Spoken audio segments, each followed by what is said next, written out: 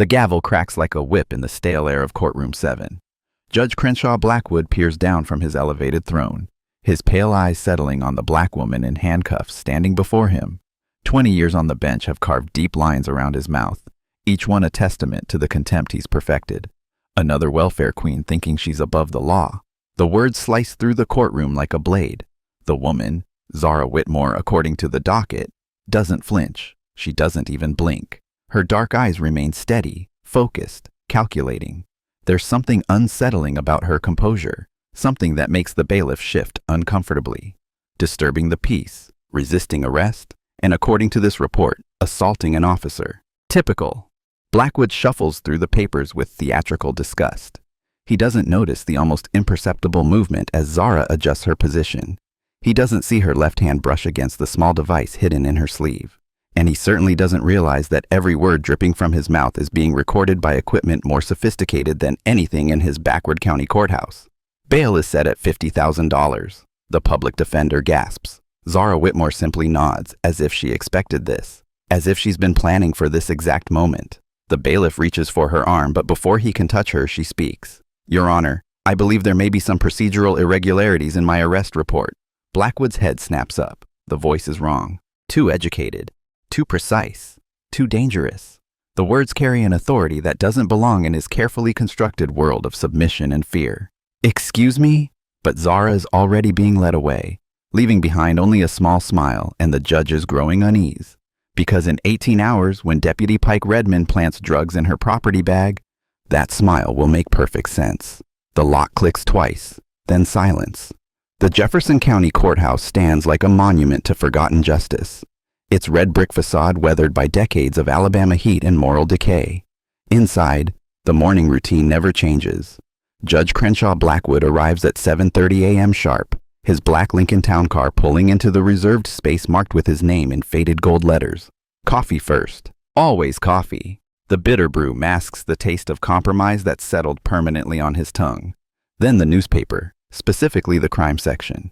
Blackwood reads each arrest with the satisfaction of a plantation owner reviewing his property. Young black men, mostly. A few women. All destined for his courtroom. All destined for his particular brand of justice. The intercom buzzes, his clerk's voice trembling as always. Judge Blackwood, Deputy Redmond is here. Send him in. Pike Redmond enters without knocking. At 42, he's built like a linebacker gone soft around the edges, but his hands retain the calluses of violence. His uniform is crisp, his badge polished, but his eyes hold the flat emptiness of a man who's learned to enjoy cruelty. The Whitmore woman posted bail. Blackwood's coffee cup stops halfway to his lips. Posted bail? 50,000? Cash. Full amount. Some bail bondsman called Alpha Omega Surety I've never heard of. The judge sets down his cup with deliberate care. In 20 years of setting impossible bail amounts, he's seen maybe a dozen people walk out the same day. Those dozen had connections, family money, or lawyers who knew which palms to grease. Zara Whitmore has none of these things. Her intake form lists no employment, no permanent address, no emergency contacts. Run a background check, full spectrum. I want to know where that money came from. Already did. Nothing. It's like she materialized out of thin air 3 months ago. No credit history, no rental agreements, no utility bills in her name. The address on her ID is a vacant lot. Blackwood stands and walks to his window, looking down at the courthouse steps where protesters occasionally gather. Today it's empty except for a few pigeons and a homeless man sleeping on a bench. His domain is peaceful, ordered, exactly as he spent 2 decades making it. She's connected, he says finally. Has to be. Drug money probably. These people always have hidden resources. The casual racism rolls off his tongue like a prayer. Redmond nods along, but something in his expression suggests he's not entirely convinced. He's seen genuine criminals before. Zara Whitmore doesn't fit the profile. What do you want me to do? Watch her, every move. And, if she so much as jaywalks, I want her back in my courtroom. Redmond leaves, and Blackwood returns to his morning ritual. But the newspaper headlines blur together as his mind circles back to the woman's voice. Too educated, too precise, too dangerous. He's built his career on intimidation, on the absolute certainty that in his courtroom, his word is law. Zara Whitmore's calm composure threatens that certainty in ways he can't articulate but deeply feels. 3 blocks away, in a modest apartment rented under the name Whitmore, Zara sits at a small table reviewing case files, but these aren't the files of a defendant preparing for trial. These are surveillance reports, financial records, and wiretap transcripts spanning 15 years. The methodical nature of her work reveals training that goes far beyond what any public defender could provide. She reaches for her secure phone, the movement practiced and efficient. The call connects on the first ring. Control. Package delivered. The fish took the bait. Confirmed. Blackwood set bail at $50,000. Exactly as predicted. He's running true to pattern. And Redmond? Also following script. He'll be making his move within 24 hours. Everything is in position. The conversation ends without pleasantries. Zara returns to her files, but her fingers unconsciously trace the edge of a small device clipped to her sleeve. Every word spoken in Blackwood's chambers this morning has been recorded with crystal clarity. The net is tightening, but the prey doesn't know he's already caught. If you're already feeling the tension from this courtroom drama, smash that like button right now. This judge has no idea what's about to hit him, and neither do you. Trust me, you don't want to miss what happens next. Down the hall from Blackwood's chambers, ADA Sloan Hartwell stares at a stack of case files that seem to mock her law degree. At 34, she's learned that justice in Jefferson County operates by rules never taught in law school. The strong devour the weak, and Judge Blackwood sits at the top of the food chain. Her phone rings. Blackwood's extension. Hartwell, my chambers, now. The walk down the hall feels like a funeral march. Blackwood's door is already open when she arrives, and his expression tells her this isn't a social call. The Turner case from yesterday, the resisting arrest charge against that Whitmore woman. What about it? It's weak. Officer Martinez's report doesn't support a conviction, and his partner is backing away from the original story. Sloan nods. She's read the file. The arrest was questionable at best, possibly illegal at worst. A competent public defender would have the charges dismissed in 20 minutes. I want you to find something better. The words hang in the air like a challenge. Sloan feels her mouth go dry. She's been in this position before, caught between Blackwood's expectations and her oath as an officer of the court. The smart play is to nod, agree, and find some technicality to make the problem go away. But something about the Whitmore case feels different. Judge, the evidence is what it is. I can't manufacture charges. Blackwood's smile never reaches his eyes. I'm not asking you to manufacture anything. I'm asking you to be thorough. Re-interview the officers. Check for outstanding warrants. These people always have something hidden. The conversation continues for another 10 minutes, but Sloan stops listening after these people. She's heard it before. The casual dehumanization that makes Blackwood's version of justice possible. When she finally leaves his chambers, her hands are shaking. In the public defender's office, Evander Cross reviews the Whitmore file with growing unease. At 28, he's barely 3 years out of law school and already drowning in an impossible caseload. 47 active cases, 3 trials next week, and a salary that barely covers his student loans. The system isn't designed for him to win. But something about Zara Whitmore intrigues him. During their brief consultation, she asked questions that demonstrated an unusual understanding of criminal procedure. She knew about suppression motions, chain of custody requirements, and federal civil rights violations. Most of his clients can barely explain what they're accused of. His phone buzzes. A text from an unknown number. Check the arrest report timestamp against the officer's duty schedule. There's a discrepancy. Cross frowns. He didn't give his number to Zara Whitmore, and the message shows no sender identification. He pulls up Officer Martinez's arrest report and cross-references it with the duty roster. The timestamp shows the arrest occurred at 11:47 p.m. on Tuesday, but according to the schedule, Martinez's shift ended at 11 p.m., a 47-minute discrepancy. Either Martinez worked unauthorized overtime, or someone falsified the report. Cross's pulse quickens. This is the kind of procedural violation that could blow the case wide open. He calls the courthouse to verify the duty schedule, but the clerk tells him the records are under administrative review and unavailable. When he tries to contact Officer Martinez directly, he's told the officer is on medical leave following an on-duty injury. The web of obstruction is too perfect to be coincidental. Someone is actively interfering with his investigation, which means someone has something to hide.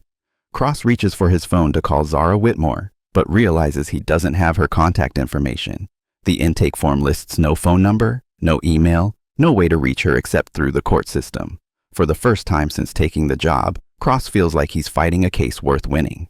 Speaking of evidence and documentation, if you're ever in a legal situation, you need proper recording tools. Legal Guard Pro, offers discrete recording devices that are court admissible and could save your life in situations like this. Professional-grade audio clarity, tamper-proof timestamping, and 24-hour battery life. Visit LegalGuard.com and use code JUSTICE20 for 20% off your first order. The evidence room in the basement of the Jefferson County Courthouse smells of dust and forgotten justice.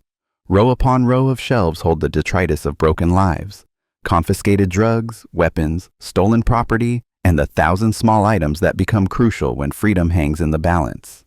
Deputy Pike Redmond uses his master key to enter after hours when the courthouse is empty except for the night security guard who's learned not to ask questions. The evidence room's surveillance camera has been mysteriously malfunctioning for the past 6 months, a technical problem that never seems to rise to the level requiring repair. He finds what he's looking for in Section C, Row 15, a small plastic bag containing approximately 20 grams of cocaine, confiscated from a dealer named Marcus Williams 3 years ago.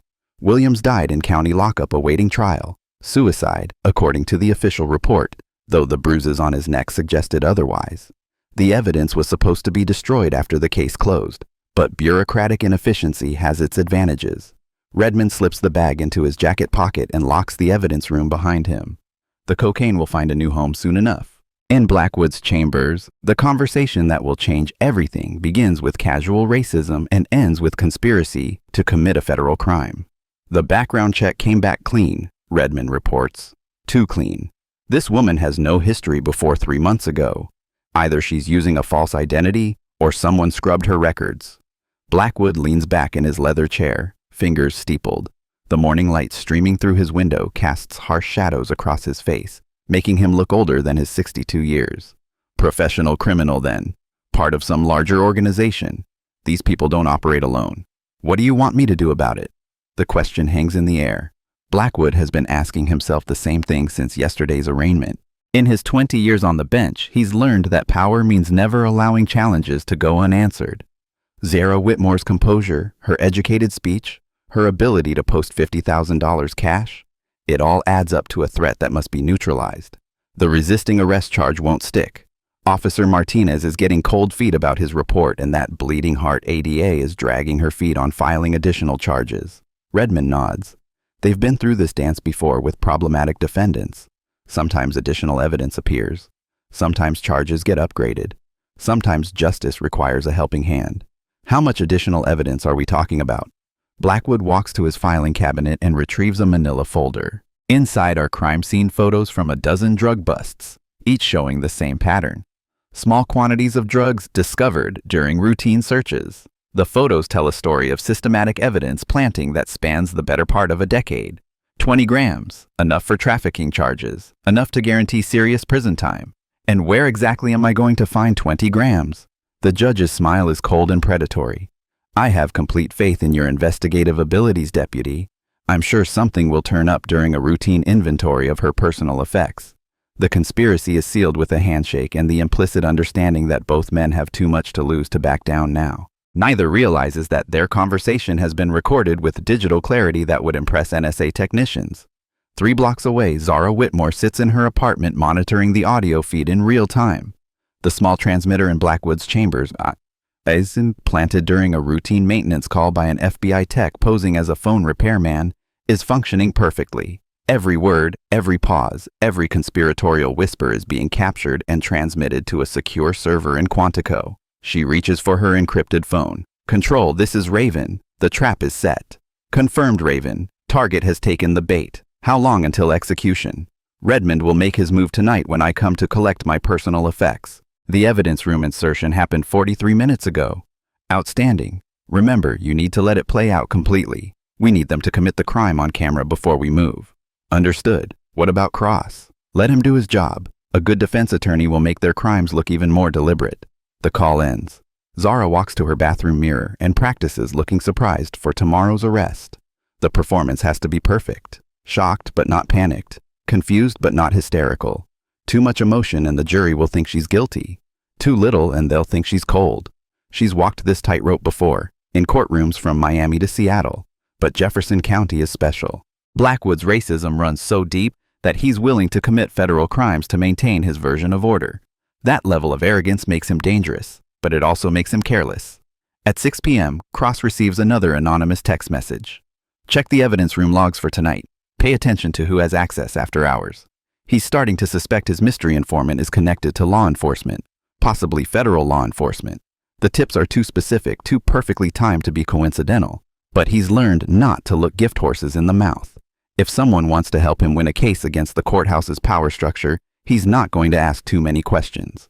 The evidence room logs are public record, available through a simple Freedom of Information Act request. Cross files the paperwork electronically and gets an automated response promising delivery within 24 hours. But he suspects 24 hours will be too late. At 8 p.m., Redmond returns to the courthouse. The night security guard, a 60-year-old retiree named Jenkins, barely looks up from his crossword puzzle. Redmond has legitimate reasons to be here. Prisoner transports, evidence collection, administrative duties that can't wait until morning. Jenkins has learned that deputy sheriffs keep odd hours and ask uncomfortable questions when challenged. The personal effects room is adjacent to the evidence vault, separated by a chain-link fence and supervised by the same malfunctioning camera system. Redmond finds Zara Whitmore's property bag, a paper sack containing a wallet, house keys, and a cell phone. Standard procedure requires a witness when opening sealed evidence bags, but standard procedure has become increasingly flexible under Blackwood's administration. He slices open the bag with a utility knife and empties the contents onto a metal table. The wallet contains $23 in cash, a driver's license, and a bus pass. No credit cards, no family photos, no business cards. The sparse contents of someone trying very hard to remain invisible. The cocaine goes into the inner pocket of the wallet, tucked behind the driver's license where a routine search might miss it, but a thorough investigation would certainly find it. Redmond reseals the bag with evidence tape, careful to make the closure look official. As he works, he doesn't notice the nearly invisible fiber optic camera hidden in the ceiling tile directly above his workstation. The device, no larger than a pinhead, captures every detail of the evidence planting in high-definition video. The timestamp will show that Deputy Pike Redmond tampered with evidence at 8:47 p.m. on a Wednesday evening, alone and without authorization. The trap is set. All that remains is for the prey to walk into it. The corruption you're witnessing is real, and it happens every single day in courtrooms across America. If this story is making you angry, channel that energy. Hit subscribe and ring that notification bell. We need to keep telling these stories. The next morning arrives with the suffocating humidity that makes Alabama summers unbearable. Zara Whitmore appears at the courthouse at precisely 9 a.m. to collect her personal effects, as required by her bail conditions. She's dressed in simple clothes, jeans, a white t-shirt, and sneakers, but there's something in her posture that suggests coiled strength. The property clerk, a nervous woman named Betty, retrieves the sealed bag and sets it on the counter. Protocol requires opening the bag in the defendant's presence to verify contents, but Betty's hands shake as she cuts the evidence tape. Wallet, keys, cell phone, she recites, checking items off a form. Sign here to confirm receipt.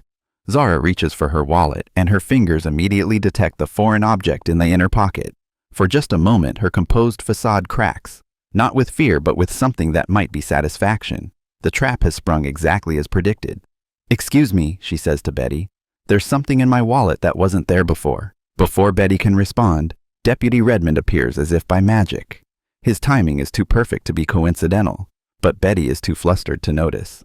"Problem here?" he asks with mock concern. Zara pulls out the small plastic bag of cocaine, holding it by the corner as if it might contaminate her. "This isn't mine."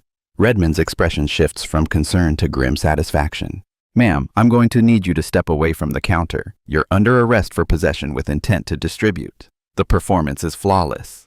Redmond recites Miranda rights while Betty hyperventilates in the background. Other courthouse employees gather to watch the spectacle, and within minutes the story is spreading through the building like wildfire. The welfare queen caught with drugs. Justice served. But Zara's reaction puzzles the observers. She doesn't protest her innocence or demand to speak to a lawyer. She simply nods, as if this is exactly what she expected to happen. "I'll need to speak with my attorney," she says calmly.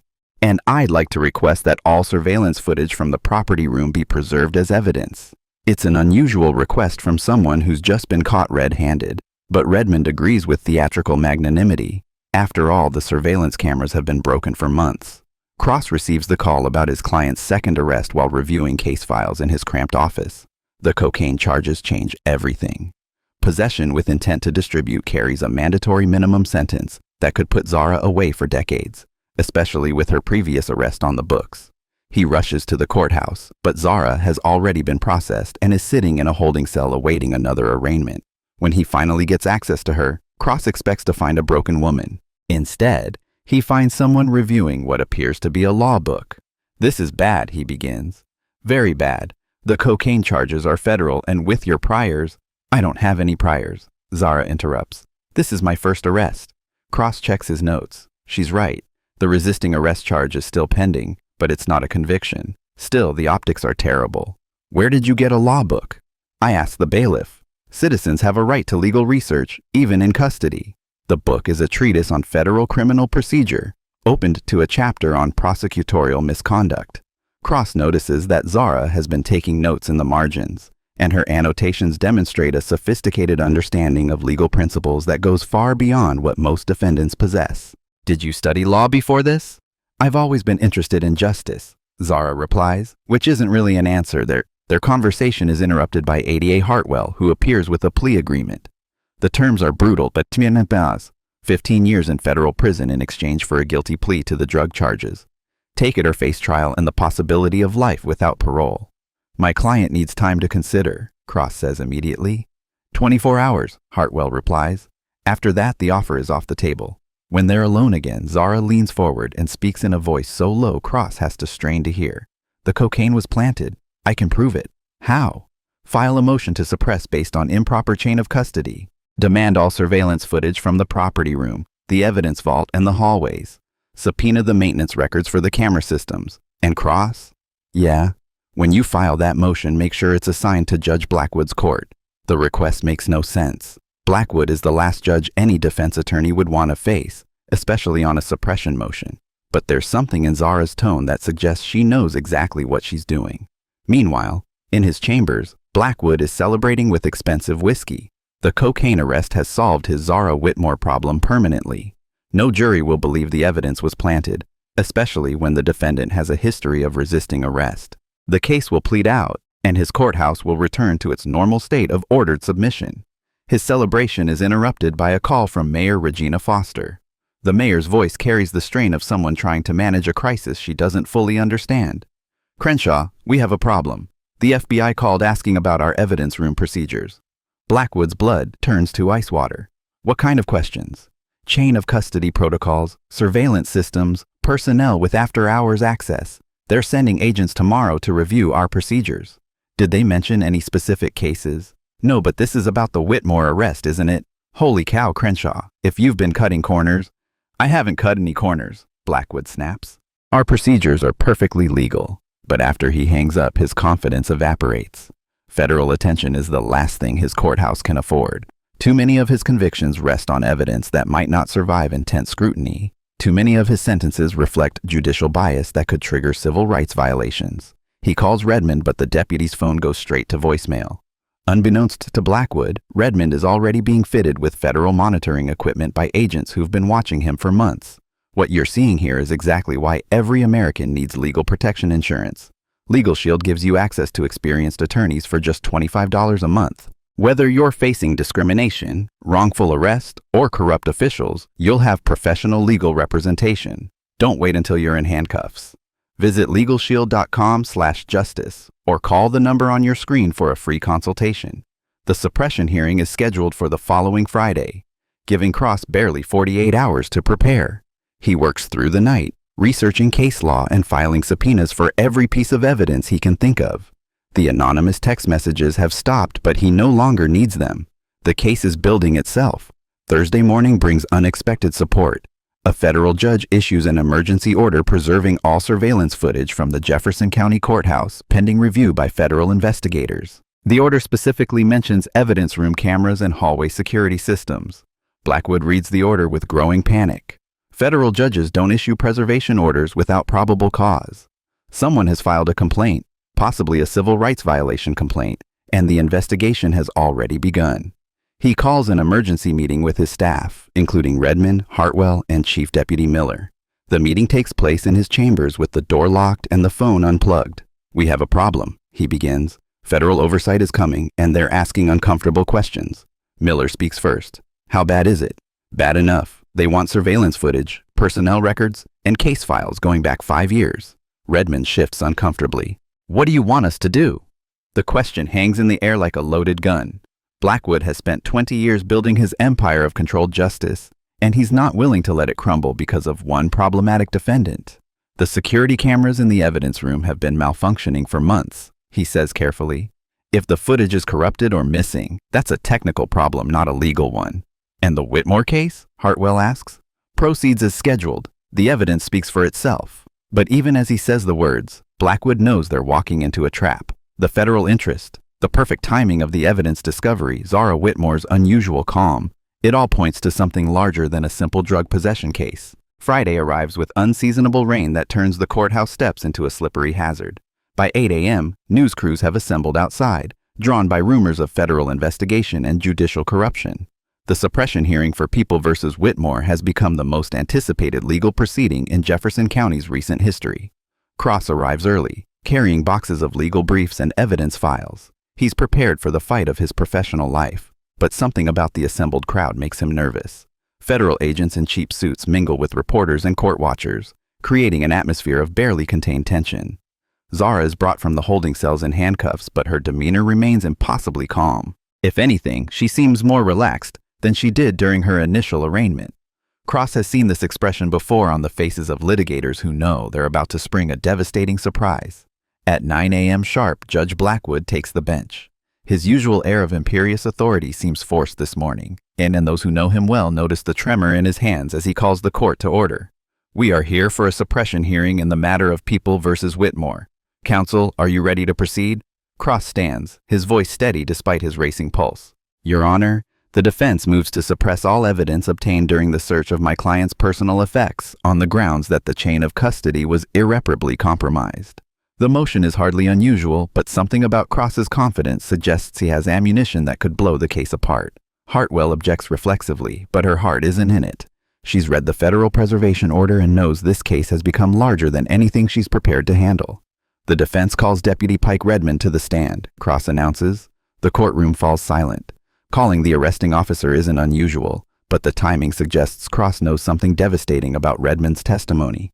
Blackwood's face goes pale as his deputy approaches the witness stand. The trap is about to spring, and everyone in the courtroom can feel it. Right now, you're probably thinking you know how this ends. But trust me, you have no idea. The biggest reveal is still coming. Before we get there, do me a favor and share this video with someone who needs to see it. Deputy Pike Redmond takes the oath with a confidence he doesn't feel. The federal agents in the gallery are taking notes, and their presence transforms routine testimony into something that could determine the rest of his career. He's testified hundreds of times before, but never under this level of scrutiny. Cross approaches the witness stand with the measured pace of a prosecutor building toward a killing blow. His questions begin innocuously enough. Routine inquiries about Redmond's experience, his training, his familiarity with evidence handling procedures. Deputy Redmond, how long have you been employed by the Jefferson County Sheriff's Department? 14 years. And in those 14 years, how many times have you conducted evidence searches? I couldn't give you an exact number, hundreds, maybe thousands.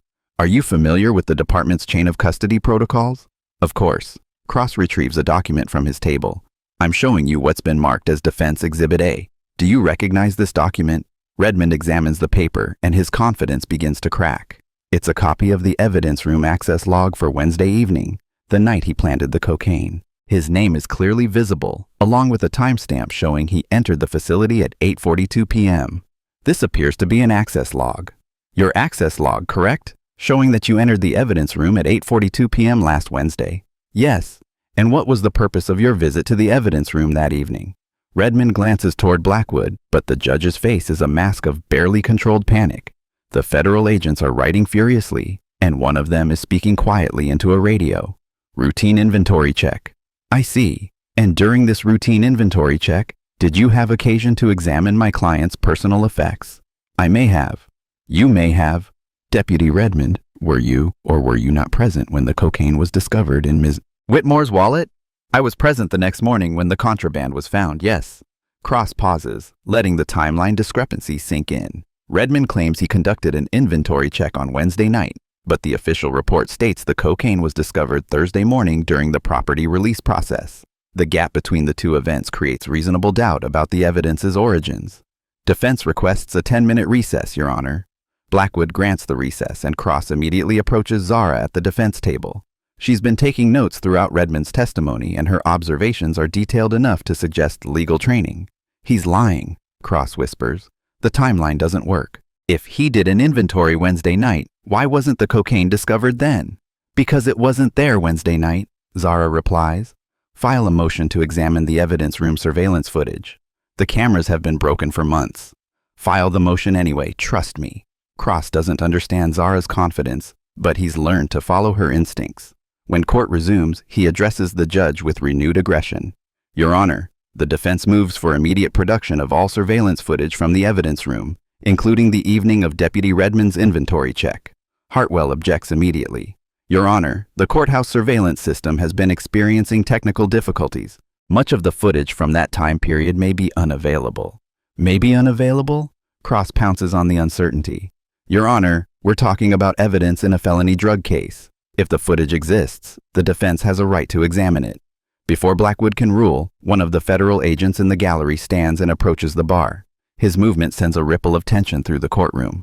Your Honor, if I may, Special Agent Lennox Rivera, FBI. We've been conducting a review of courthouse security procedures as part of an ongoing investigation. I believe we may be able to assist with the defense's request.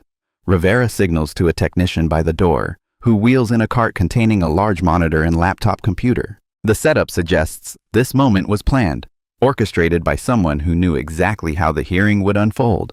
Agent Rivera, I object to this irregular procedure, Hartwell says, but her protest lacks conviction. Your Honor, Rivera continues, the FBI has been monitoring security systems throughout federal buildings in this district. Our equipment may have captured footage that the courthouse systems missed. Blackwood is trapped. Refusing federal cooperation would look suspicious, but allowing the footage could expose crimes he's not prepared to defend. His judicial career hangs in the balance, suspended between acceptance and denial. Proceed, he says finally.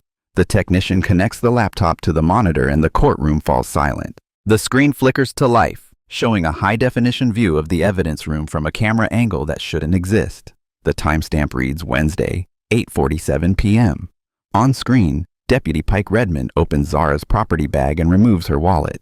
The image quality is so clear that every detail is visible. His nervous glances toward the door, the deliberate way he opens the wallet's inner pocket, the careful insertion of the cocaine package. The courtroom explodes in shocked murmurs. Redmond's face drains of color as he watches himself commit a federal crime in high-definition video. Blackwood grips his gavel so tightly, his knuckles turn white. The footage continues, Agent Rivera announces, showing Deputy Redmond resealing the property bag at 8:51 p.m. The timestamp clearly establishes that the cocaine was planted approximately 12 hours before its alleged discovery. Cross feels a surge of triumph mixed with confusion.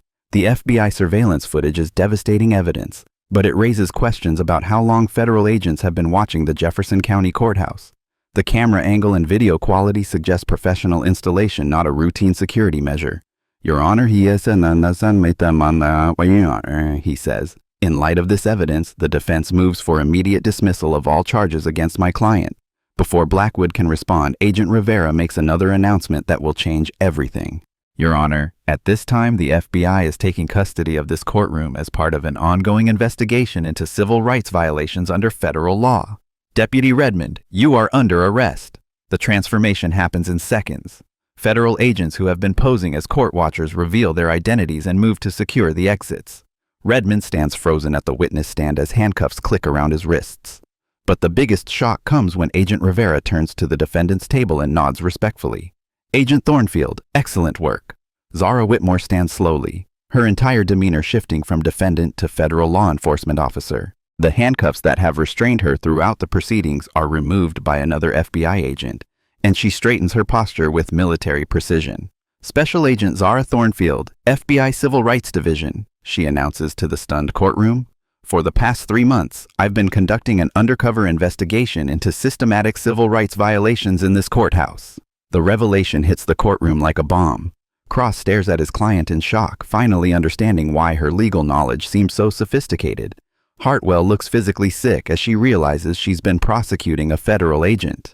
And Judge Blackwood appears to age 10 years in 10 seconds.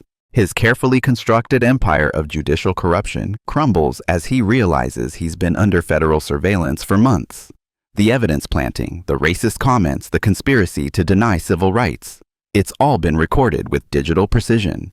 This proceeding is concluded, Agent Rivera announces. Judge Blackwood, you are also under arrest. Watching this story, you probably realize how important it is to know your rights.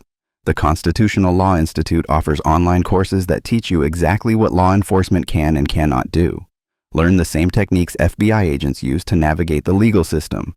Visit cli.edu and use promo code RIGHTS50 for 50% off any course. The arrest of a sitting judge is a spectacle that defies imagination. Federal marshals climb the steps to the bench with the solemnity of pallbearers, their movements deliberate and final. Blackwood doesn't resist, but his mumbled protests echo through the silent courtroom. This is a mistake. I'm a judge. I'm an elected official. You can't just... Arthur Crenshaw Blackwood, Agent Rivera reads from a warrant. You are under arrest for conspiracy to violate civil rights under color of law, obstruction of justice, and evidence tampering in violation of Federal Statute 18 U.S.C. Section 242. The judge, who has spent 20 years destroying lives with his gavel, is led away in handcuffs, his black robe trailing behind him like a funeral shroud. The symbolism is lost on no one. Justice itself is being purged from a system that has forgotten its purpose.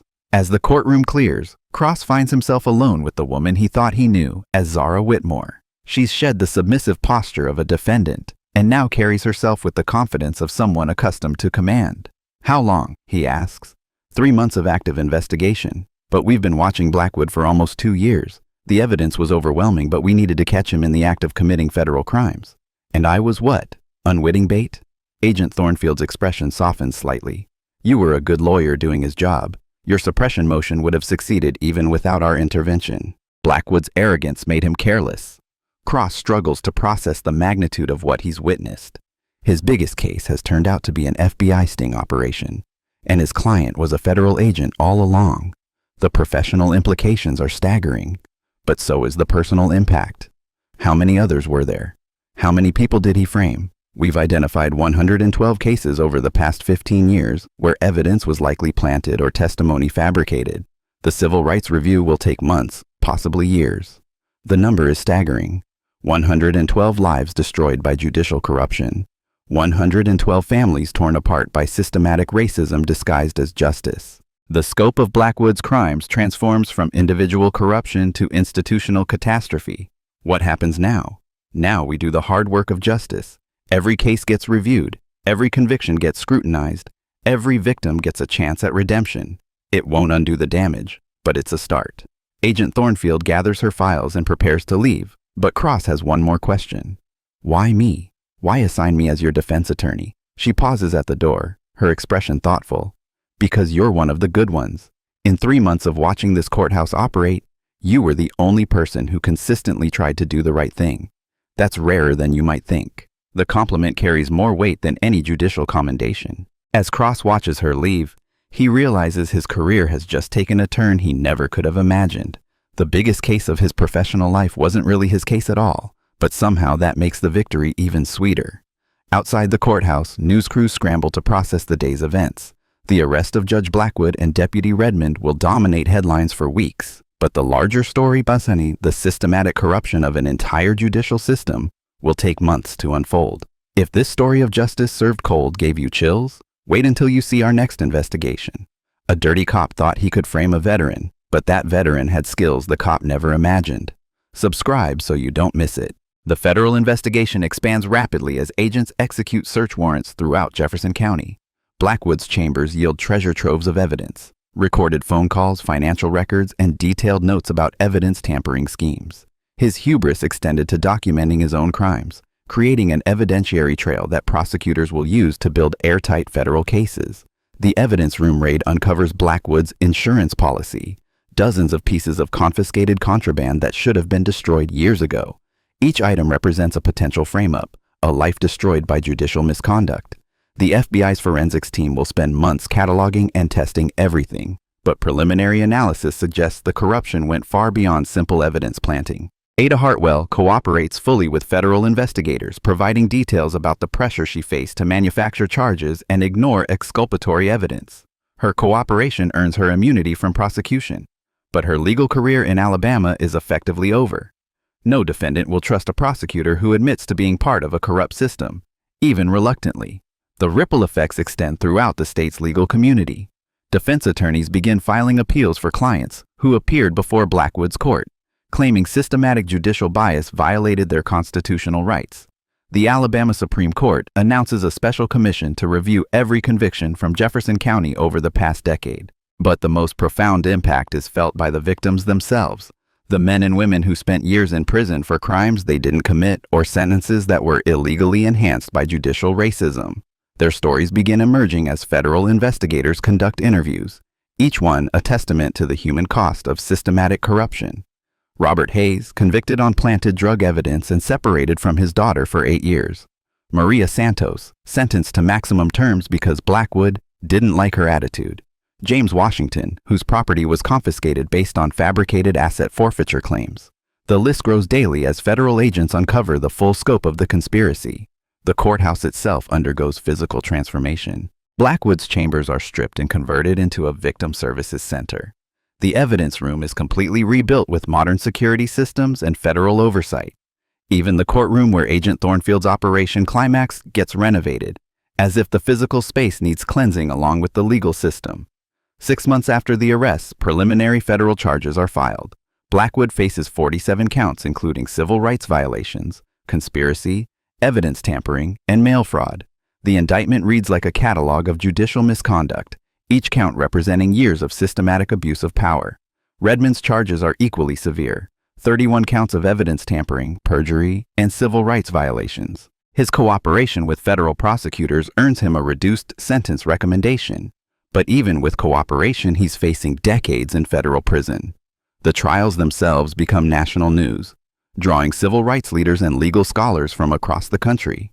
The courthouse that once symbolized judicial racism transforms into a battleground for constitutional principles. Federal prosecutors present evidence with methodical precision, building cases that even the most skeptical observers find overwhelming. But perhaps the most powerful testimony comes from Agent Thornfield herself. Her undercover work exposed not just individual crimes, but the systematic nature of the corruption. Her recordings capture Blackwood's casual racism, his contempt for constitutional principles, and his absolute certainty that his power placed him above accountability. The verdicts are swift and decisive. Federal juries, drawn from throughout Alabama, find both Blackwood and Redmond guilty on all major counts. The sentences reflect the gravity of their crimes. Life in federal prison for Blackwood, 35 years for Redmond. Neither man will ever walk free again. Yet even as justice is served, questions remain unanswered. The encrypted email discovered on Blackwood's computer references Operation Clearwater and suggests coordination with officials in other states. Federal investigators hint at a larger network of judicial corruption that extends far beyond Jefferson County's borders. The investigation continues, quietly expanding into neighboring jurisdictions where similar patterns of evidence tampering and judicial bias have emerged. Agent Thornfield's operation in Alabama was just the beginning of a much larger effort to root out systematic corruption from America's courthouses. In the end, the story of Judge Blackwood's downfall becomes more than just a tale of individual corruption. It becomes a reminder that justice, no matter how long delayed, can still be served. The woman he tried to frame with planted evidence became the agent of his destruction, and the system he corrupted became the instrument of his punishment. The courthouse steps where protesters once gathered now host a different kind of assembly. Victims celebrating their vindication, families reuniting after years of separation, and communities beginning the long process of healing. Justice may be blind, but she still holds scales that eventually balance the weight of truth against the burden of corruption. The lock that clicked twice in that first moment of arrest has opened, revealing not just the crimes of one racist judge, but the possibility of redemption for an entire system of justice.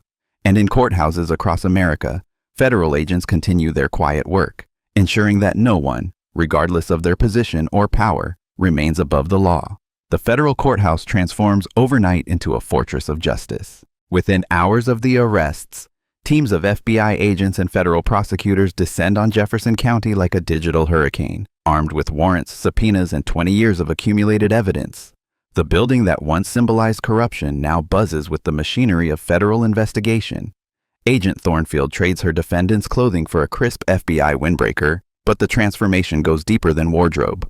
Her posture straightens, her voice carries command authority, and her eyes hold the focused intensity of someone who has spent months preparing for this moment. The submissive victim persona melts away completely, replaced by a federal agent at the height of her professional powers. Ladies and gentlemen, she addresses the assembled media outside the courthouse. What you witnessed today represents the culmination of Operation Mirror Shield, a comprehensive federal investigation into systematic civil rights violations in Jefferson County. Over the past 3 months, federal agents have documented extensive evidence of judicial corruption, evidence tampering, and conspiracy to deny constitutional rights to citizens based on their race. The questions come rapid fire from reporters who sense a story that will define careers. How long has the investigation been ongoing? How many cases are under review? Was the FBI's presence known to local authorities? Agent Rivera steps forward to field the more sensitive inquiries, his demeanor professional but guarded. The investigation remains active and expanding. We cannot comment on specific cases or individuals who may be under investigation. However, I can confirm that federal authorities are reviewing approximately 400 cases that passed through Judge Blackwood's courtroom over the past 15 years. 400 cases. The number sends shockwaves through the assembled crowd. Each case represents a life disrupted, a family torn apart, a community's faith in justice shattered by systematic corruption. The scope of the review suggests federal authorities have uncovered evidence of corruption far beyond what today's arrests revealed. Cross finds himself thrust into an unexpected role as the face of legitimate legal advocacy in a system revealed to be fundamentally corrupted. Reporters seek him out for comment. Legal scholars want his perspective on the constitutional implications, and civil rights organizations invite him to speak at conferences about fighting systematic judicial bias. But Cross struggles with the attention. His biggest professional triumph came through circumstances largely beyond his control, guided by an FBI agent who knew the outcome before the case began. The victory feels hollow, tainted by the knowledge that justice in Jefferson County has been an illusion for decades. How does it feel to have exposed this level of corruption? A reporter asks him outside the courthouse. Cross considers the question carefully. It doesn't feel like victory. It feels like a revelation of how broken our system has become. Justice delayed is justice denied, but justice corrupted is something worse. It's the weaponization of hope against the very people who need protection most.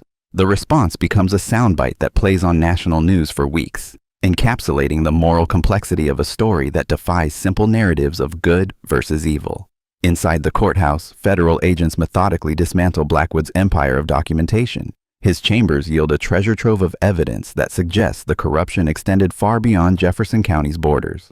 Phone records show regular communication with judges in 3 neighboring counties, and encrypted emails reference coordination of sentencing practices and evidence sharing that could constitute a multi-jurisdictional conspiracy. The most damning discovery comes from Blackwood's personal computer, hidden behind multiple layers of password protection. Federal technicians crack the encryption to reveal what appears to be a comprehensive database of compromised cases, complete with photographs of planted evidence, audio recordings of conspiracy planning, and detailed financial records showing kickbacks from private prison systems that profited from increased incarceration rates. This goes way beyond anything we anticipated, Agent Rivera tells his supervisor in a secure phone call. Blackwood wasn't just a corrupt judge. He was running what amounts to a criminal enterprise disguised as a courthouse. The evidence suggests that Blackwood's corruption had become increasingly systematic over the years, evolving from individual acts of bias into a carefully orchestrated machine designed to funnel specific populations into the prison system. The targeting wasn't random. Federal analysis reveals clear patterns based on race, economic status, and geographic origin that suggest intentional social engineering.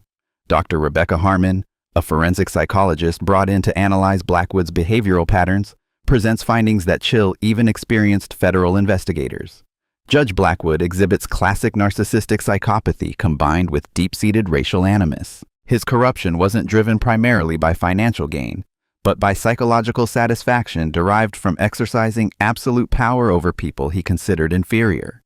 The money was secondary to the control. The psychological profile helps explain the meticulous documentation. Blackwood didn't just commit crimes. He preserved evidence of them as trophies, creating an archive of his own corruption that now serves as an unshakable foundation for federal prosecution. ADA Hartwell's cooperation proves invaluable as federal investigators piece together the full scope of the conspiracy. Her detailed debriefings reveal the subtle and not-so-subtle pressures that transformed well-intentioned prosecutors into reluctant participants in systematic injustice. It happened gradually, she explains to federal investigators. At first, it was just suggestions about which cases deserved special attention. Then it became expectations about conviction rates and sentencing recommendations. Eventually, it was explicit orders to find charges that would stick, regardless of the evidence. Hartwell's testimony provides crucial insight into how institutional corruption spreads like a virus, infecting even those who initially resist its influence. Her recordings of conversations with Blackwood, made secretly over the past 6 months as her discomfort grew, capture the judge's increasing demands for prosecutorial compliance with his agenda. "You work for me, not for some abstract notion of justice." Blackwood's voice crackles through federal speakers during one recorded conversation. "Justice is what I say it is in my courtroom, and if you can't handle that responsibility, I'll find someone who can." The recordings destroy any pretense that Blackwood's corruption was subtle or accidental. His demands for specific outcomes, his threats against prosecutors who showed independence, and his casual use of racial epithets create an undeniable record of systematic civil rights violations. Deputy Redmond's cooperation comes at a higher price, both for him and for the investigation. His detailed confession reveals the mechanics of evidence planting with nauseating precision, but also exposes his own deep complicity in crimes that destroyed countless lives. "Judge Blackwood never directly ordered me to plant evidence," Redmond tells federal investigators. "He was smarter than that. He would describe problems that needed solving, and I would solve them in ways that gave him deniability. It was an understanding we developed over years of working together." The confession reveals a partnership in corruption that evolved from opportunistic misconduct into systematic criminal enterprise. Redmond describes planting evidence in at least 43 cases over 12 years, always with careful attention to maintaining plausible deniability for Blackwood. "The judge had a saying," Redmond continues. "He would tell me that we were the only thing standing between civilization and chaos, and that sometimes civilization required flexibility in how justice got administered. I believed that for a long time. I convinced myself we were doing the right thing."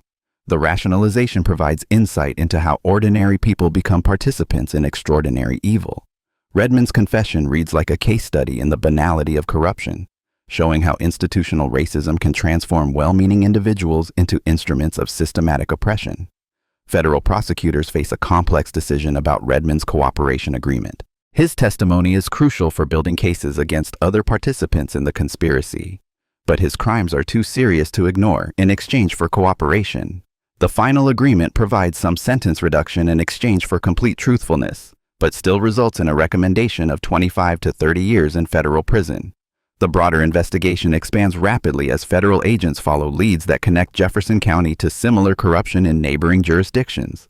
The encrypted emails discovered on Blackwood's computer reference Operation Clearwater, which appears to be a code name for coordination between multiple corrupt officials across state lines. Agent Thornfield loads the expansion effort, drawing on her 3 months of undercover experience to identify patterns of behavior that might indicate similar corruption elsewhere. Her analysis suggests that Blackwood's operation was part of a larger network of corrupt officials who shared tactics, resources, and potentially profits from their systematic abuse of judicial authority.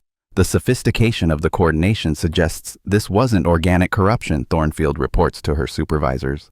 Someone was organizing and directing these activities across multiple jurisdictions. "We're looking at what could be a conspiracy that spans several states and involves dozens of officials." The scope of the potential conspiracy transforms a local corruption case into a federal investigation of unprecedented magnitude. Resources flow into Alabama from FBI field offices across the Southeast as federal authorities prepare for what could become one of the largest civil rights prosecutions in decades. The community impact of the revelations creates its own set of challenges for federal investigators. Families of wrongly convicted individuals demand immediate release of their loved ones, but the legal process of reviewing and overturning convictions requires careful analysis that takes time. Frustration builds as justice delayed becomes another form of justice denied. Pastor Jerome Williams emerges as a community voice calling for both patience and urgency in addressing the systematic injustices. His church becomes an informal headquarters for families seeking information about loved ones who may have been wrongly convicted, and his sermons begin incorporating themes of forgiveness balanced with demands for accountability. "We have waited generations for justice," he tells his congregation during a packed Sunday service. "We can wait a few more months for it to be done correctly, But we will not wait in silence, and we will not accept half measures that leave the system's fundamental problems unaddressed. The church's role in coordinating community response attracts federal attention for positive reasons. Agent Thornfield meets privately with Pastor Williams to explain the federal review process and to seek community input on priorities for the investigation. What we need from you, she tells the assembled community leaders, is help identifying the cases that should receive immediate review priority. We know there are people in prison today who shouldn't be there, but we need community knowledge to guide our efforts most effectively. The collaboration between federal investigators and community leaders represents an unusual approach to federal law enforcement, but the scope of the corruption requires innovative responses. Traditional investigative methods alone cannot process 400 potentially corrupted cases with the speed that justice demands. Dr. Marcus Webb, a statistician from the University of Alabama, joins the federal team to analyze patterns in Blackwood's sentencing that might identify cases most likely to involve corruption. His preliminary analysis reveals statistical anomalies that align perfectly with racial and economic demographics, providing mathematical proof of the systematic bias that anecdotal evidence has long suggested. The probability that these sentencing disparities occurred by chance is less than 1 in 10 million, Dr. Webb reports. Judge Blackwood's courtroom operated with statistical patterns that are impossible to explain through legitimate legal factors. The data proves systematic discrimination beyond any reasonable doubt. The statistical analysis becomes crucial evidence for both individual case reviews and broader civil rights prosecutions. It provides objective proof of subjective bias, transforming personal experiences of injustice into mathematical certitude that even skeptical observers cannot dismiss. Media attention intensifies as national news organizations recognize the historical significance of the investigation. The story combines elements that capture public imagination: undercover federal operations, systematic corruption, and the dramatic revelation of an FBI agent posing as a defendant. Television producers compete to secure exclusive interviews, and book publishers offer lucrative contracts for first-person accounts of the investigation. Agent Thornfield handles media attention with professional caution, understanding that public interest can both help and hinder ongoing investigations. Her carefully measured responses provide enough detail to maintain public engagement while protecting sensitive aspects of the expanding federal probe. What the public needs to understand, she tells a national television audience, is that this investigation represents more than just the prosecution of corrupt individuals. It's about rebuilding trust in institutions that are fundamental to American democracy. That rebuilding process requires time, transparency, and commitment that extends far beyond any individual case or conviction. The response establishes Thornfield as a thoughtful spokesperson for federal law enforcement efforts to address systematic corruption, but also creates expectations for results that may be difficult to fulfill within the timeframes that public attention spans typically demand. Meanwhile, the personal costs of the investigation begin to mount for everyone involved. Cross finds his legal practice overwhelmed with new clients seeking representation for cases that may have been corrupted by Blackwood's misconduct. The sudden influx of complex appeals and civil rights claims stretches his small firm beyond its capacity to provide adequate representation. "I never wanted to be a civil rights lawyer," he confides to a colleague. "I just wanted to help people navigate the system. Now I'm drowning in cases that require expertise I'm not sure I possess." The professional challenge forces Cross to confront questions about his own career goals and capabilities. The national attention brings opportunities for advancement, offers from large civil rights firms, invitations to join federal task forces, speaking engagements at prestigious law schools. But accepting these opportunities means abandoning the local practice that serves Jefferson County's most vulnerable residents. Hartwell faces even more difficult decisions about her professional future. Her cooperation with federal investigators protects her from criminal prosecution, but destroys her reputation within Alabama's prosecutorial community. Defense attorneys who once worked with her now question every case she ever touched, and prosecutors in neighboring counties treat her as a pariah who betrayed the brotherhood of law enforcement. "I did what I thought was right," she tells a reporter, "but right actions don't always lead to easy outcomes. I'll have to live with the consequences of both my years of silence and my eventual decision to speak up."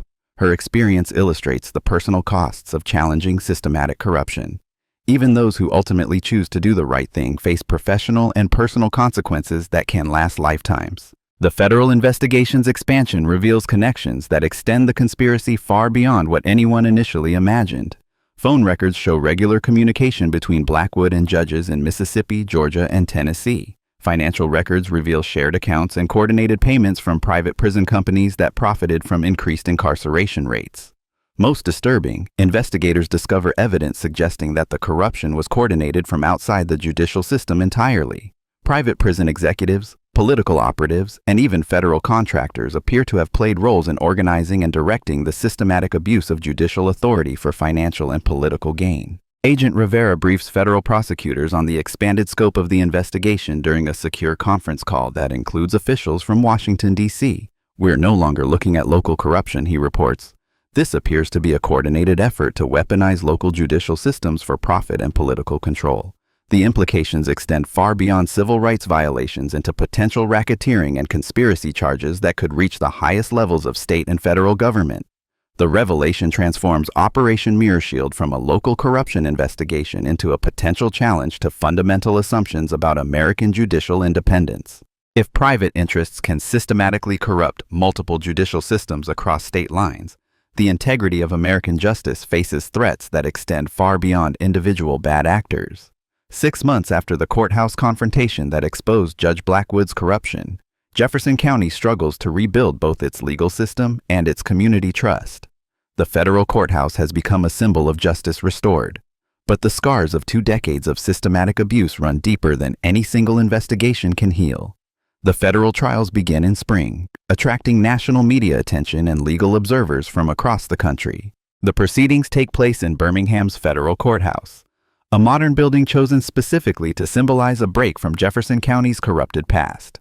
Chief Judge Harriet Morrison presides with the gravity appropriate to cases that will define the boundaries of judicial accountability for generations. Blackwood's trial becomes a masterclass in federal prosecution of civil rights violations. The evidence is overwhelming. Hundreds of hours of recorded conversations, thousands of documents proving systematic bias, and testimony from dozens of victims whose lives were destroyed by judicial corruption. Federal prosecutors present their case with methodical precision, building an unshakable foundation of proof that demolishes any pretense of legitimate judicial conduct. Crenshaw Blackwood perverted the sacred trust placed in him by the Constitution and the people of Alabama. Lead prosecutor Victoria Sterling tells the jury during opening statements, "He transformed his courtroom from a temple of justice into a chamber of oppression, systematically denying constitutional rights to citizens based solely on the color of their skin." Blackwood's defense team faces an impossible task. The evidence against their client is so comprehensive and damning that traditional defense strategies become irrelevant. Character witnesses cannot overcome video evidence of evidence planting. Claims of good intentions cannot survive audio recordings of racist conspiracy planning. Mental health defenses ring hollow when confronted with the systematic and calculated nature of the crimes. The defense eventually settles on a strategy of mitigation, acknowledging Blackwood's crimes while arguing for mercy based on his age and previous community service. It's a strategy born of desperation rather than genuine belief in its effectiveness. Judge Blackwood lost his way, defense attorney Michael Barnes tells the jury. The pressure of his position, the influence of corrupting forces around him, and his own personal demons combined to transform a once respected jurist into someone none of us recognize. We ask not for exoneration, but for understanding that even good people can make terrible choices. The plea falls flat against the mountain of evidence showing that Blackwood's corruption was neither accidental nor brief. Federal prosecutors demonstrate that his crimes evolved over 2 decades from individual acts of bias into systematic criminal enterprise. The evidence suggests deliberate choice rather than gradual corruption. Victim testimony proves particularly powerful during the sentencing phase. Robert Hayes, wrongly imprisoned for 8 years on planted drug charges, addresses Blackwood directly from the witness stand. "You stole my daughter's childhood," he tells the former judge. "You robbed me of years I can never get back, memories I can never make, moments that are gone forever. You didn't just sentence me to prison. You sentenced my family to a different kind of hell, wondering if I was guilty of crimes I never committed." Maria Santos follows with equally devastating testimony about the impact of systematic judicial bias on immigrant communities. Her case involved inflated charges and maximum sentences based on what federal prosecutors proved was explicit ethnic prejudice documented in Blackwood's private communications. "You looked at my name and decided I was guilty before hearing any evidence," she tells Blackwood. "You saw my face and determined my fate. That's not justice. That's oppression disguised as law." The testimony continues for days, each victim adding another layer to the prosecution's portrait of systematic abuse. The human cost of Blackwood's corruption becomes impossible to ignore or minimize. Federal sentencing guidelines for civil rights violations carry maximum penalties of life imprisonment, and prosecutors argue that Blackwood's crimes warrant the harshest possible punishment. The systematic nature of his corruption, the number of victims affected, and the damage to public trust in judicial institutions all support a sentence that ensures he will never threaten public safety again. Judge Morrison delivers the sentence with words that echo through legal history. Crenshaw Blackwood, you have committed crimes that strike at the very foundation of American democracy, she declares. You perverted the Constitution you swore to uphold, corrupted the justice system you were entrusted to serve, and destroyed lives you were duty-bound to protect. The damage you inflicted extends far beyond individual victims to encompass the integrity of our entire legal system. The sentence, life imprisonment without possibility of parole, removes Blackwood from society permanently. But as federal marshals lead him from the courtroom in shackles, questions about the broader conspiracy he served remain unanswered. Redmond's trial follows similar patterns but with different dynamics. His cooperation with federal investigators earns him consideration for reduced sentencing. But the scope of his crimes prevents any meaningful mitigation. His confession to planting evidence in 43 cases over 12 years creates an insurmountable burden of proof against him. Pike Redmond was not just a corrupt deputy, prosecutor Sterling argues. He was the operational arm of a criminal conspiracy that destroyed hundreds of lives. His badge and uniform gave him access to evidence rooms, but his choices made him an enemy of the justice he was sworn to protect. Redmond's sentence of 30 years in federal prison effectively ends his life as a free man. At 52, he will be in his 80s before becoming eligible for release, assuming he survives the federal prison system's treatment of corrupt law enforcement officers. The broader investigation continues expanding as federal authorities follow leads that connect Jefferson County's corruption to similar patterns across the Southeast.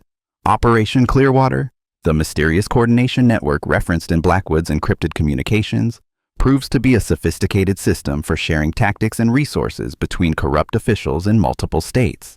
Agent Thornfield leads a task force that has identified potential corruption in 17 jurisdictions across 5 states. The pattern suggests coordinated effort to systematically target specific populations for increased incarceration, with private prison companies and political operatives providing funding and direction for local corruption efforts. What we've discovered goes far beyond individual bad actors, Thornfield reports to congressional investigators during classified briefings. This appears to be a coordinated attack on civil rights disguised as law enforcement, funded by private interests and directed by individuals who view the justice system as a tool for social control rather than constitutional protection. The congressional investigation attracts bipartisan interest as legislators recognize threats to judicial independence that transcend traditional political boundaries. The revelation that private prison companies may have systematically corrupted local courts for profit creates concerns that extend far beyond civil rights into fundamental questions about corporate influence on democratic institutions. The personal costs of the investigation continue mounting for everyone involved. Cross eventually accepts an offer to join the Federal Civil Rights Task Force, but his decision to leave Jefferson County creates a void in legal representation for the community's most vulnerable residents. His departure symbolizes both the opportunities created by federal attention and the brain drain that often follows community traumatization. I can do more good from inside the federal system, he explains to community leaders during an emotional farewell gathering. But leaving feels like abandonment of the people who need advocates most. It's a choice between individual advancement and community loyalty that shouldn't have to be made. His replacement, a young civil rights lawyer from Montgomery, inherits a practice overwhelmed by appeals and civil claims related to Blackwood's corruption. The legal aftermath of systematic judicial misconduct creates work that will take years to complete, but the resources to handle that work remain inadequate. Hartwell faces even more difficult transitions as she rebuilds her legal career outside Alabama. Her cooperation with federal investigators makes her unemployable within the state's prosecutorial community, forcing her to relocate and essentially start over professionally. I lost everything to do what was right, she reflects during a rare interview. My career, my community connections, my sense of home, it's all gone. But I sleep better at night knowing I finally stood up to systematic corruption instead of enabling it through silence. Her experience illustrates the personal sacrifices required to challenge institutional corruption. Even those who ultimately choose justice over complicity face consequences that can last lifetimes. The community healing process proves equally complex and difficult. Federal investigation provides validation for families who knew their loved ones were wrongly convicted, but the legal process of overturning corrupted convictions requires time that prolongs suffering. Bureaucratic requirements for appeals and evidence review create additional delays that families experience as continued injustice. Pastor Williams continues coordinating community response, but his role evolves from activism to counseling as families struggle with the emotional impact of confirmed systematic victimization.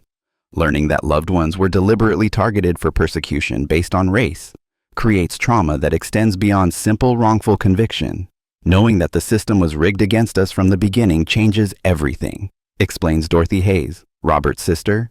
We always suspected bias, but having it proven mathematically and documented in writing makes it real in ways that are hard to process. The anger is overwhelming sometimes.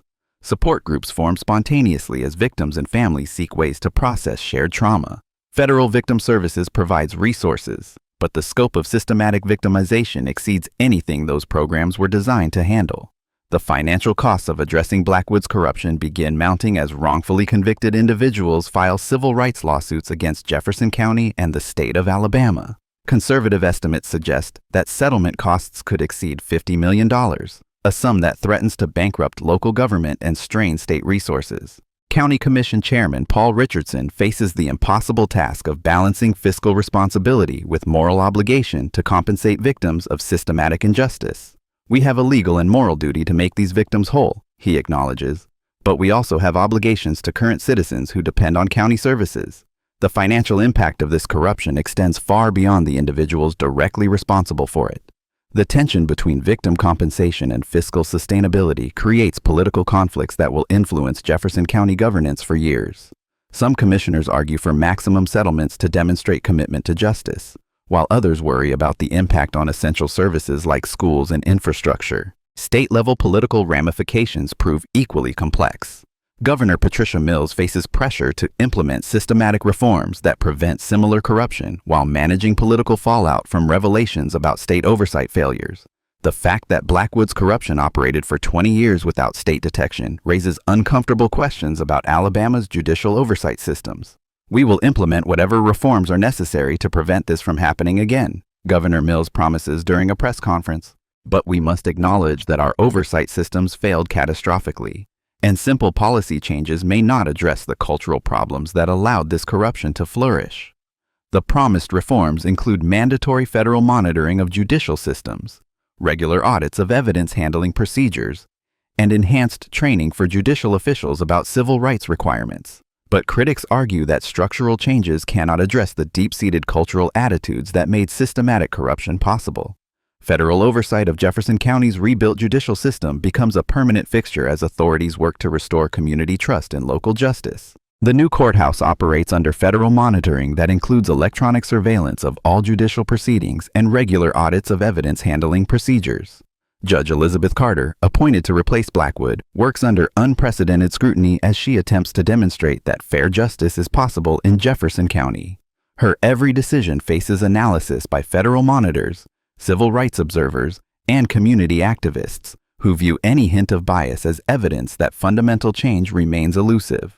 I understand that trust must be earned rather than assumed, Judge Carter tells community leaders during her first month on the bench. Every case I handle will be decided based solely on evidence and law, regardless of the race, ethnicity, or economic status of the parties involved. That's not a promise. It's a commitment backed by federal oversight that ensures accountability. The new system operates with transparency that would have been unthinkable under Blackwood's regime. Court proceedings are live-streamed, sentencing decisions are accompanied by detailed written explanations, and community representatives have formal input into judicial operations. Yet even with enhanced oversight and transparency, community trust rebuilds slowly. 2 decades of systematic oppression cannot be overcome through policy changes alone. Many residents remain skeptical that any meaningful change has occurred beneath the surface of procedural reforms. The media attention that initially focused on Blackwood's arrest gradually shifts to broader questions about systematic corruption in American judicial systems. Investigative journalists discover similar patterns in other jurisdictions, suggesting that Jefferson County's experience may be more common than anyone wants to acknowledge. National civil rights organizations use the Jefferson County case as evidence for broader systematic reforms to judicial oversight and accountability. The documented evidence of systematic racism in judicial proceedings provides powerful ammunition for arguments that local control of courts may be insufficient to protect constitutional rights. Jefferson County proves that systematic corruption can operate for decades without detection when oversight systems are captured by the same forces that benefit from the corruption, argues Dr. Angela Morrison of the NAACP Legal Defense Fund. We need federal standards and oversight to ensure that constitutional rights receive equal protection regardless of local political dynamics. The argument for federal intervention in local judicial systems gains support from Jefferson County's experience, but faces resistance from states' rights advocates who argue that federal oversight threatens judicial independence. The tension between civil rights protection and local control creates political dynamics that extend far beyond Alabama's borders. Academic analysis of the Jefferson County case produces scholarly work that influences legal education and judicial training programs across the country. Law schools begin incorporating systematic bias training into curriculum, and judicial education programs add modules about recognizing and preventing institutional corruption. Professor Elena Rodriguez of Harvard Law School publishes a comprehensive analysis of Blackwood's corruption that becomes required reading for judicial ethics courses nationwide. The Jefferson County case demonstrates that individual moral failings can metastasize into systematic institutional corruption when oversight mechanisms are compromised. Professor Rodriguez writes, "Preventing similar corruption requires robust external accountability that cannot be captured or compromised by local political interests." The academic attention ensures that lessons from Jefferson County's experience influence legal education for generations. But implementation of those lessons in practice remains inconsistent across different jurisdictions and political environments. Criminal prosecutions related to Operation Clearwater begin emerging in neighboring states as federal investigators follow leads that connect Jefferson County to broader conspiracy networks.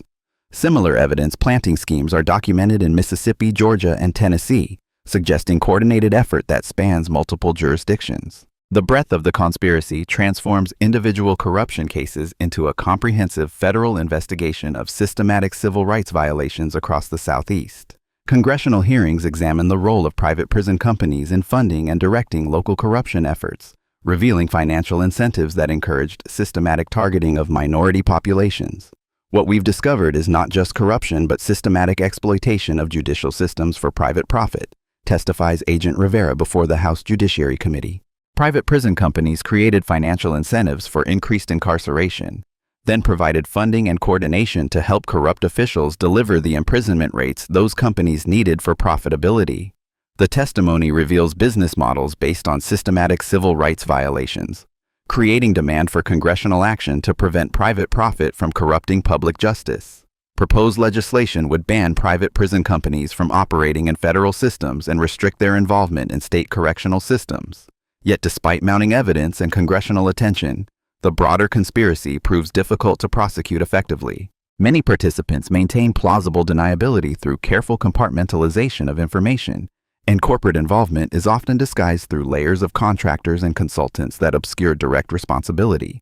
Individual cases like Blackwood and Redmond result in clear convictions and harsh sentences, but the institutional and corporate actors who may have directed their corruption often escape accountability through superior legal representation and procedural protections unavailable to local officials.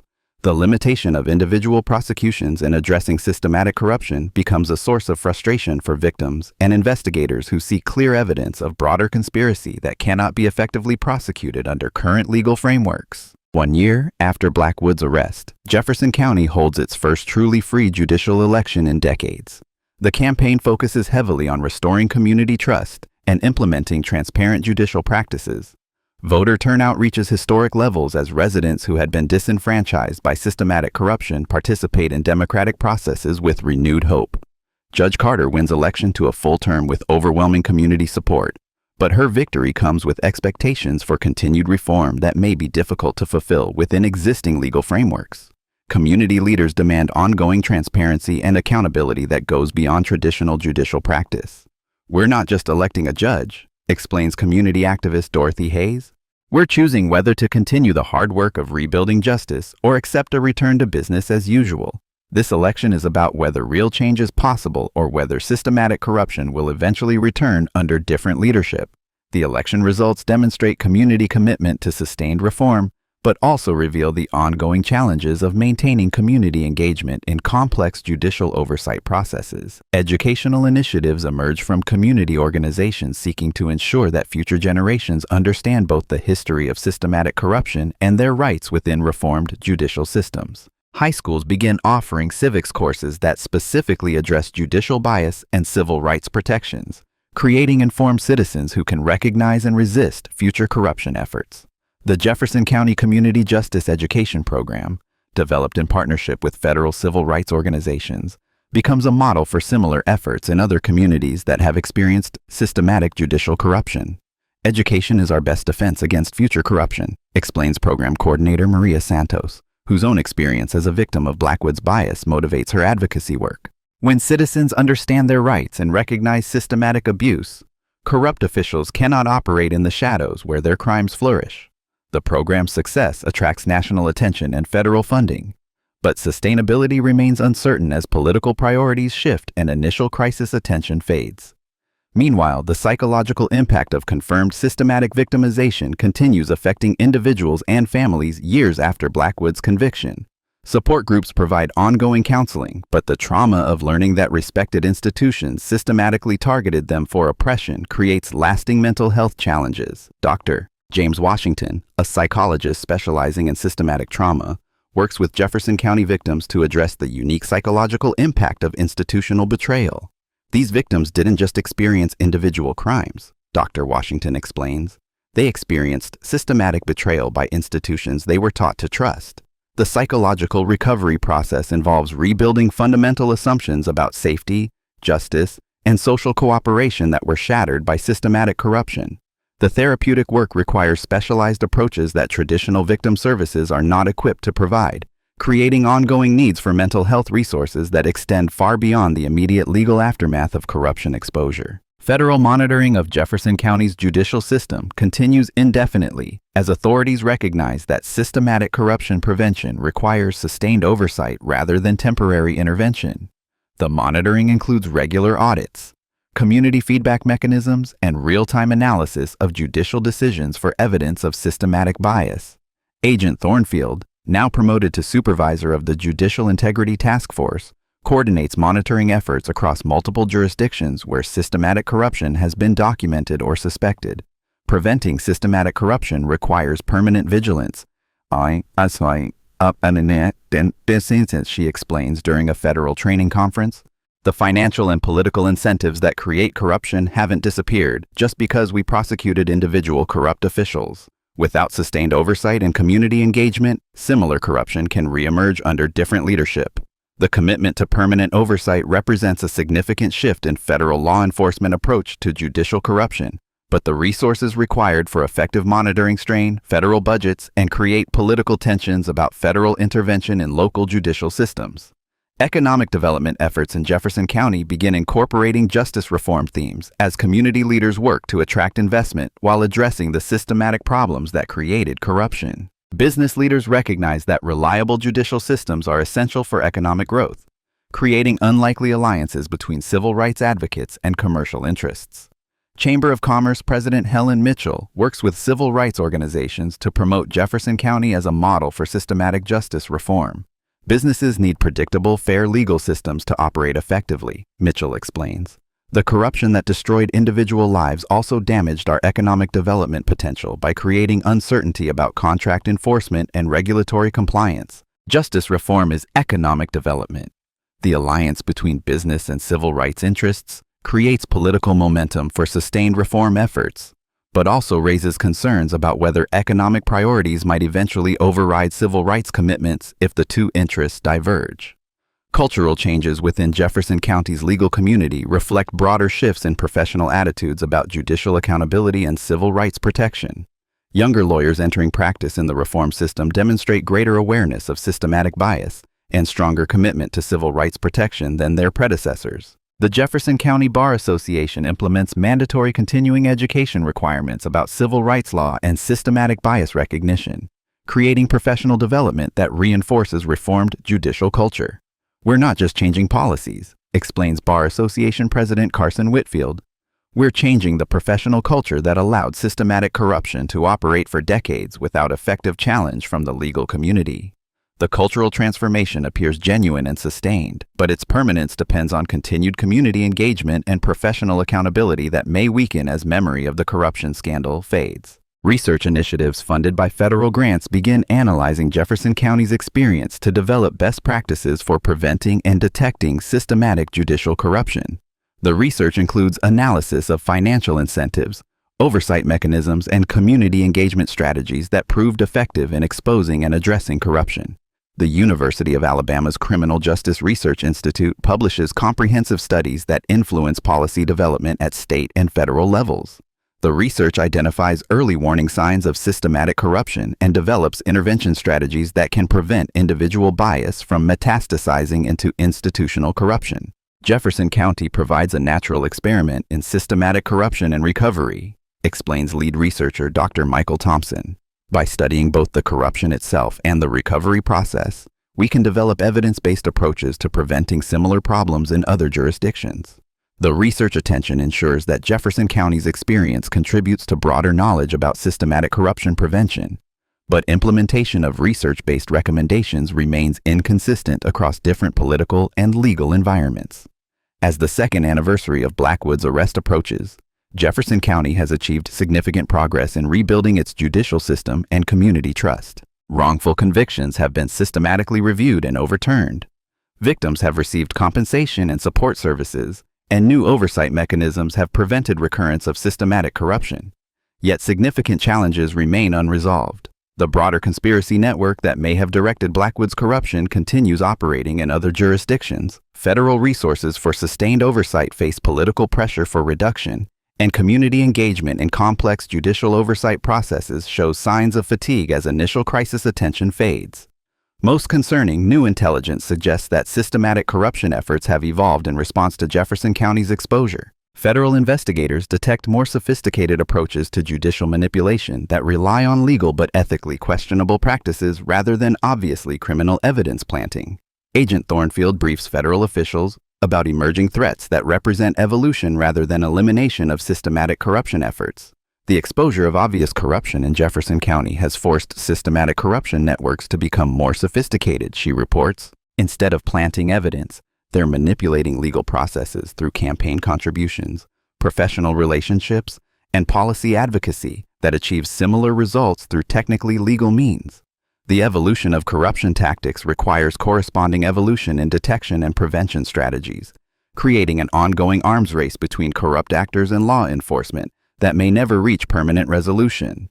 The encrypted communications discovered on Blackwood's computer continue yielding new leads about Operation Clearwater and related systematic corruption networks. Federal investigators have identified connections to private prison companies, political organizations, and judicial systems in 12 states, suggesting a level of coordination that transforms individual corruption cases into potential racketeering prosecutions. Yet the sophistication of the conspiracy networks makes prosecution extremely difficult.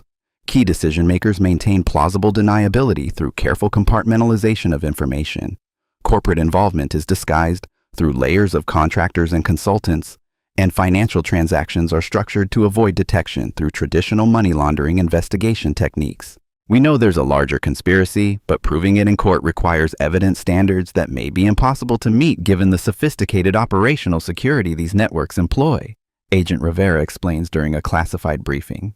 We can prosecute individual corrupt officials like Blackwood, but the institutional and corporate actors who may have directed their corruption often escape accountability through superior legal representation and procedural protections. The limitation creates ongoing frustration for victims and investigators who see clear evidence of broader conspiracy that cannot be effectively prosecuted under current legal frameworks. Congressional investigations continue examining the role of private prison companies and political organizations in systematic judicial corruption. But legislative responses face political obstacles that prevent comprehensive reform. Proposed legislation to restrict private prison operations and enhance judicial oversight faces resistance from states' rights advocates and corporate interests that benefit from current regulatory frameworks.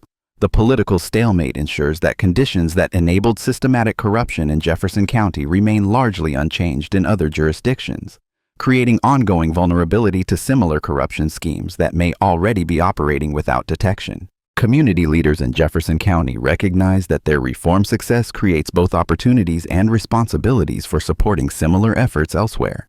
Delegation visits from other communities affected by systematic corruption seek guidance about reform strategies, while federal authorities request Jefferson County leaders to testify in other corruption prosecutions. Pastor Williams coordinates community response to support requests from other affected communities, but resources for supporting external reform efforts remain limited. We have a moral obligation to help other communities facing similar challenges, Williams explains. But we also have ongoing obligations to our own community's healing and development that require sustained attention and resources. The tension between local and national responsibilities reflects broader challenges in scaling successful reform efforts beyond individual communities where specific conditions enabled success. As Jefferson County's experience demonstrates both the possibilities and limitations of systematic reform, other communities facing similar corruption challenges study its lessons while adapting strategies to local conditions. The success in exposing and prosecuting obvious corruption provides hope, but the persistence of broader systematic problems creates realistic appreciation for the complexity of sustained institutional change. The ongoing federal investigation expands into new territories as investigators follow leads that connect local corruption to national political and commercial networks. The scope of potential prosecutions continues growing, but so does appreciation for the sophisticated operational security and legal protections that shield higher-level conspiracy participants from accountability. Agent Thornfield's final report on Operation Mirror Shield acknowledges both significant achievements and persistent limitations in addressing systematic corruption. We successfully exposed and prosecuted obvious corruption in Jefferson County, providing justice for immediate victims and demonstrating federal commitment to civil rights protection, she writes. However, the broader systematic factors that enabled this corruption remain largely unchanged, and evidence suggests that similar corruption networks continue operating with increased sophistication in other jurisdictions. The honest assessment reflects the complex reality of systematic corruption challenges that extend far beyond individual bad actors to encompass institutional, political, and economic factors that require sustained comprehensive reform rather than episodic law enforcement intervention. The final chapter of Jefferson County's corruption scandal remains unwritten as community leaders, federal authorities, and civil rights advocates continue working toward sustained institutional change. The immediate crisis has been resolved through successful prosecutions and reform implementation, but the broader challenges of preventing systematic corruption require ongoing vigilance and commitment that extends far beyond any single investigation or prosecution. The lock that clicked twice in that first courthouse confrontation has opened to reveal not just individual crimes, but systematic challenges to American democratic institutions that require sustained comprehensive response. Justice may have been served in Jefferson County, but the work of justice continues in communities across America where similar battles against systematic corruption remain to be fought and won. 3 months after the trials concluded, a secure phone rings in Agent Thornfield's Washington, D.C. office. The caller ID displays only Potomac, the mysterious designation that appeared in Blackwood's encrypted communications but was never fully explained during the investigation.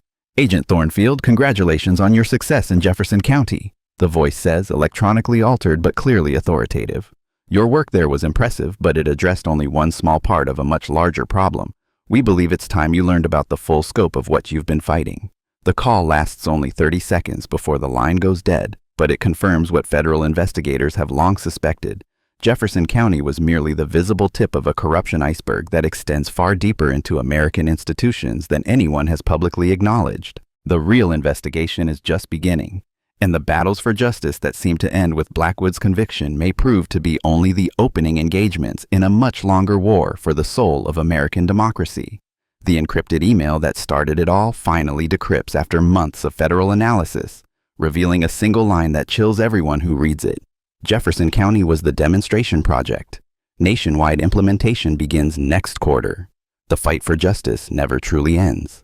It only evolves, requiring new champions in each generation to take up the cause of protecting democratic institutions from those who would corrupt them for personal gain. Agent Thornfield's victory in Jefferson County represents both an ending and a beginning, the conclusion of one chapter in the ongoing American struggle for equal justice under law, and the opening of another chapter that will require equally dedicated defenders of constitutional principles.